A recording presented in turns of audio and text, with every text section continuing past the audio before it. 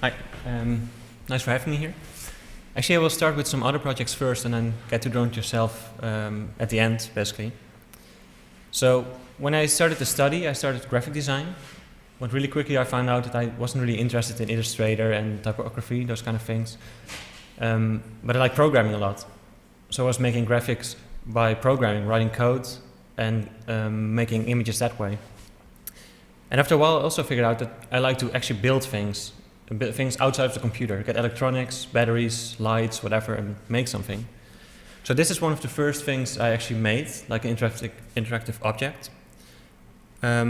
I saw the film Minority Report, in which Tom Cruise has this really cool glove he puts on, and then he can control this sort of virtual reality screen thing.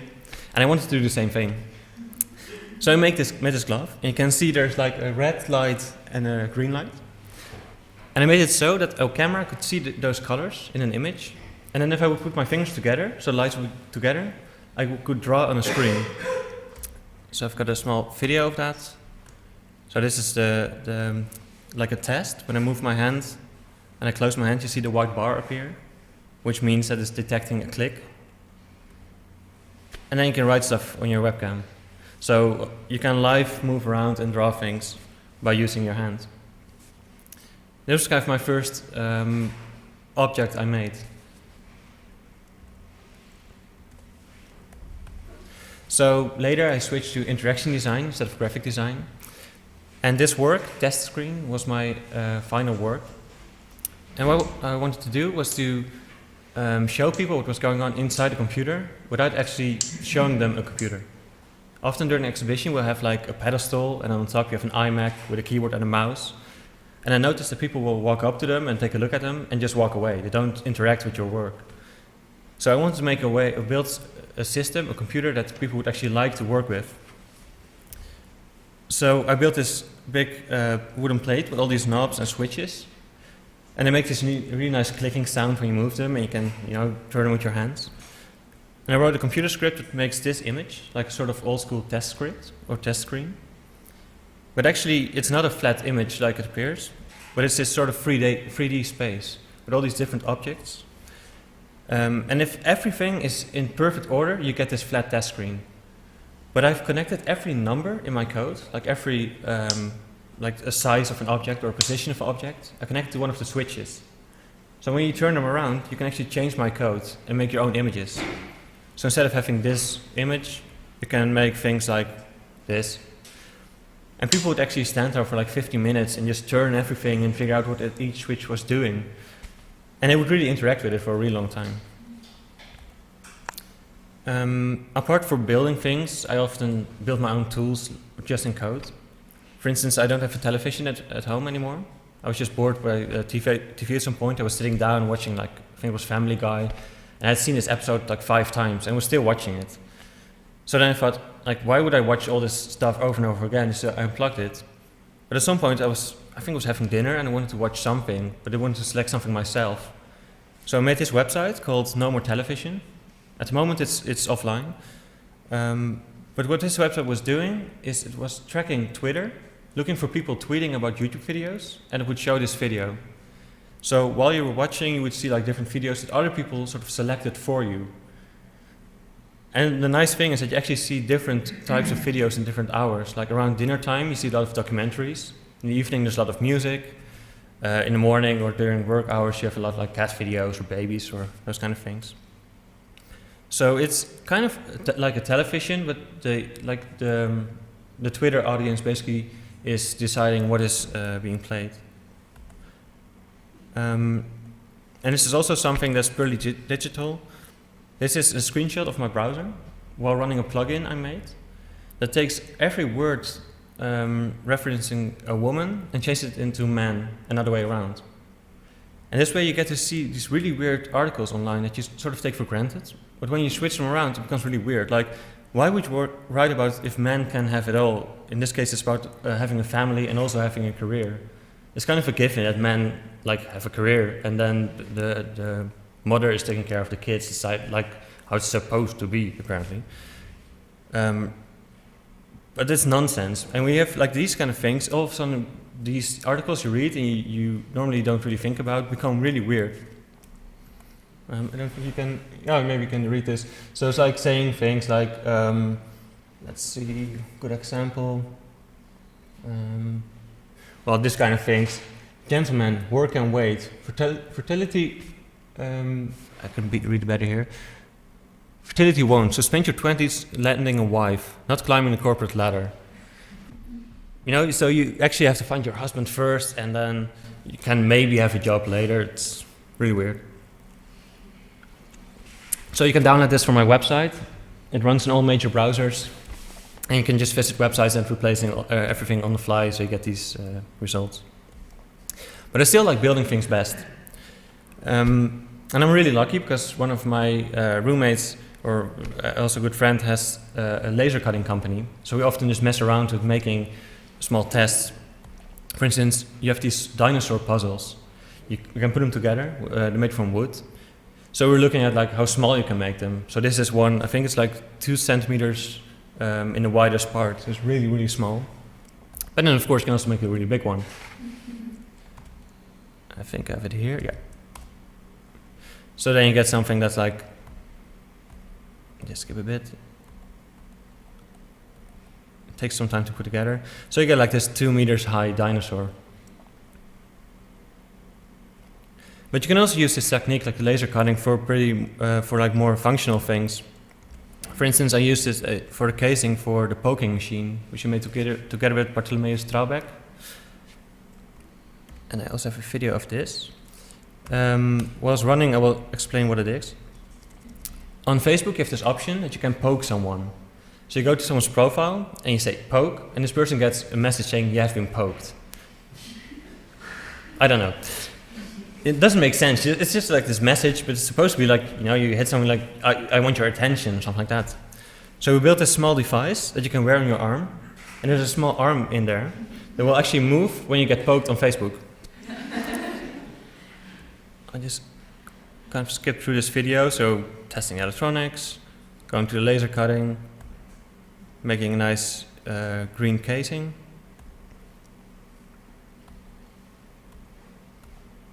Put it all together.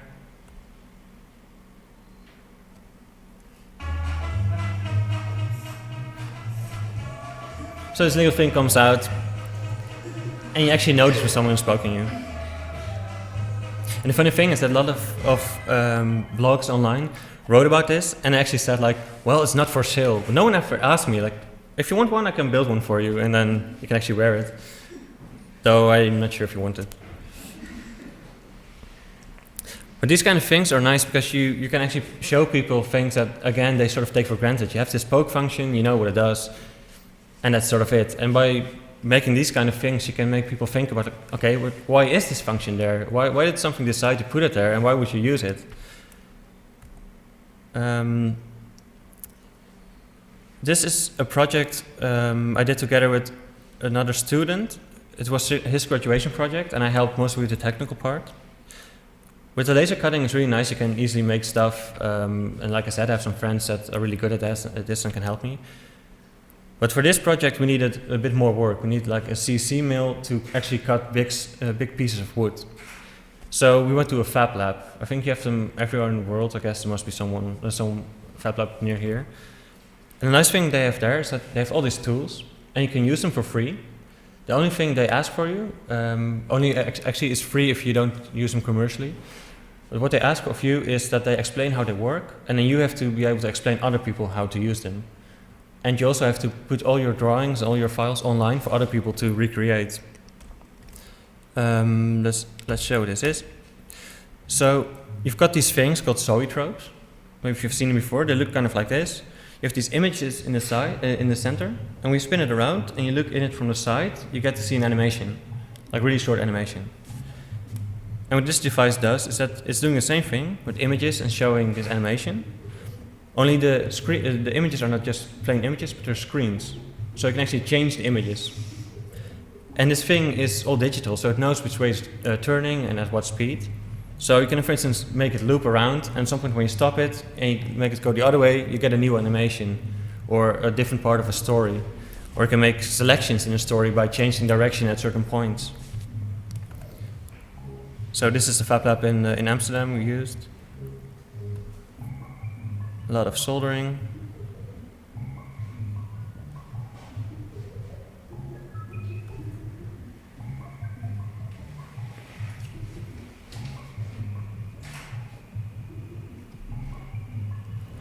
So here you can see the effect.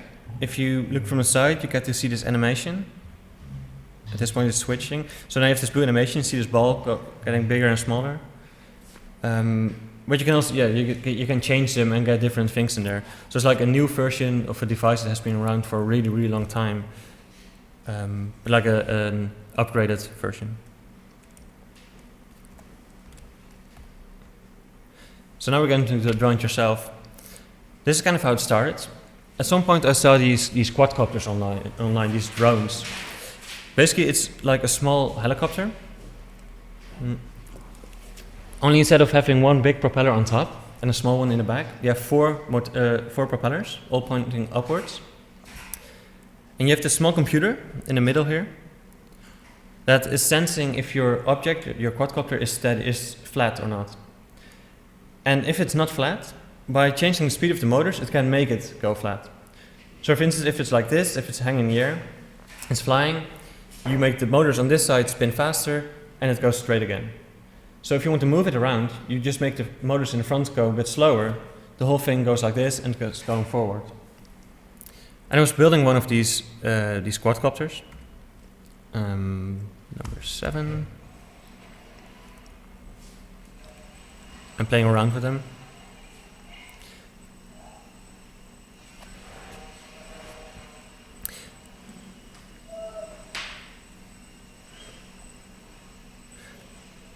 And while I was doing this, I was showing it to some people. Or actually, no, the first thing, I made this one with some aluminium rods and some duct tape, like the screen thing is duct tape, and all these different parts. And I thought it would be nice if you could make something that's easier to build, so other people can sort of take your design and make the same kind of quadcopter you did. So first I made this drawing, which I cut out of ABS plastic using a laser cutter again, and made into this quadcopter. And the idea of this design is that you can actually ship this as a flat package. It's all flat parts of plastic, and using bolts and nuts you can make it into a 3D quadcopter. And I was showing this to people, and they all refer to it as being a drone. And drones are things you hear about in the news, and then you hear about these things. And because the same name is being used, a lot of people sort of tend to think that these small ones, the quadcopters, are also really dangerous and can be used as weapons. But actually it's just a couple of electronics, and the thing, if it's like a good or bad object, depends on what you're doing with it. So I decided to make this sort of kit that would be not a good object, not a bad one, like completely neutral. And you could decide what to do with it. So I started some sketches and thinking of a way to make a quadcopter with only the parts you really, really need. So you need the computer, the battery, the thing to the object that receives the signal from your transmitter, and of course the motors. So this is the first test of a motor that you can just put on anything. In this case it's like a chair, which you can then use as your quadcopter. And I started sketching in 3D to make it a bit better. And in the end it became something like this, which I then made using a 3D printer. So I got these clamps. And I actually used these to build my second quadcopter, using a cardboard box. Just skip a small part.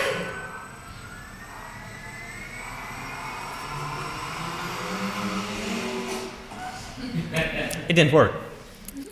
Turns out, kind of logical, these propellers, they push down the air and then your object goes up. But I had this cardboard box, so like half of the air was going into the box, pushing it down or like moving it around, and it wasn't going up. So then I changed my design a bit. These were the original ones. But I changed it to have this thing in the middle here. So if you want to put the motors on something that doesn't have holes, so it will block the air, you can extend the motors, move them away from your object by using these things in the center. So in the second test, I think that's number 10. it actually worked. What are you doing to my garden? What are you doing, Jasper? And this is actually, this one wasn't using the extending parts yet. I just cut some holes in the box to test the idea, to test if it's actually true that if the air goes through, you can go up. And it turns out to be true, so I made these extra parts for it. So this is the inside. And you can get these quadcopters in like all ranges of pricing. You have really expensive ones, but I decided to make it like as cheap as possible. So all these parts just came from China, and they're kind of the cheapest one you can get. As a quick overview, this thing here is the receiver that receives a signal from your transmitter. This is the flight controller, the computer that basically is controlling all the motors and everything around it. These things, there are 4 of these, are called electronic speed controllers. They get a signal from the flight controller and then send a signal to the motors to tell them how fast they have to move. And it's on this box on an object. And then if you connect it to something, in the final one, it looks like this.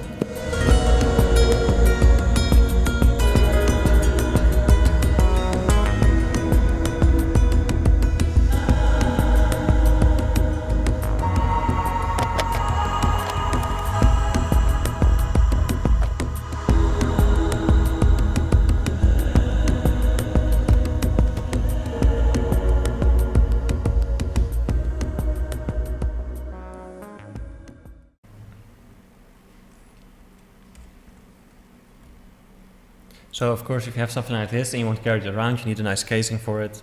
So I made this box so you can carry everything around. And something I've learned